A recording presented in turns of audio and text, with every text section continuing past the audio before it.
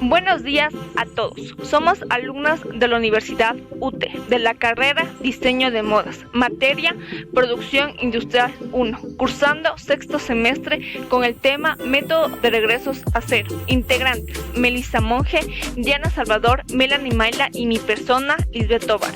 Método de regresos a cero. El método de regresos a cero tiene tanto ventajas como desventajas en comparación con la técnica de tiempo continuo.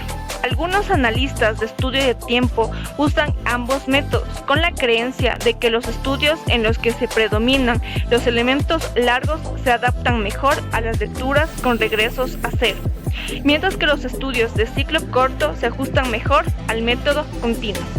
¿Cómo identificar un método de regreso a cero? 1. No se necesita tiempo para realizar las restas sucesivas como en el método continuo. 2. Su lectura se inserta directamente a la columna todo, tiempo observado.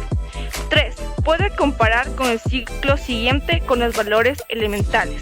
4. Su registro inmediato de los elementos que el operario realiza sin ninguna anulación en especial.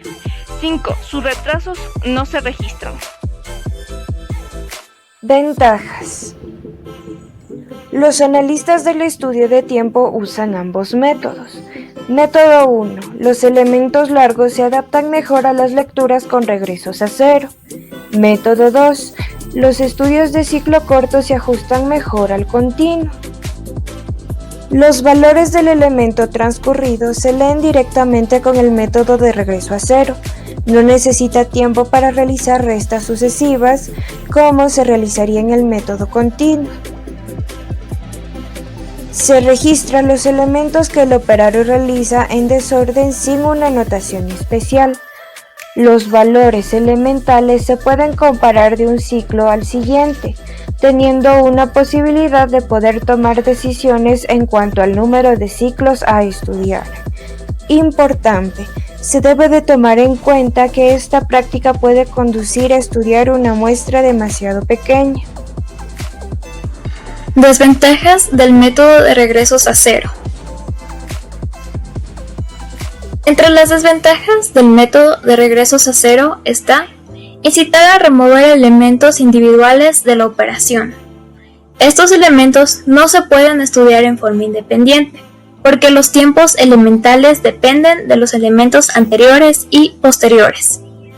En consecuencia, al omitir factores como los retrasos, los elementos extraños y los elementos transpuestos, se podrían obtener valores erróneos en la lectura aceptada. Una de las objeciones tradicionales al método de regresos a cero era la cantidad de tiempo perdido mientras se regresaba el cronómetro a cero en forma manual. Este problema se ha eliminado con el uso de cronómetros electrónicos. También es más fácil medir los elementos cortos, como 0.04 minutos o menos con este método. Por último, el tiempo global se debe verificar al sumar las lecturas elementales del cronómetro, un proceso que es más propenso al error. Para ejecutar el método de regreso a cero se deben realizar los siguientes pasos. 1. Preparación. Se selecciona la operación. Se selecciona al trabajador.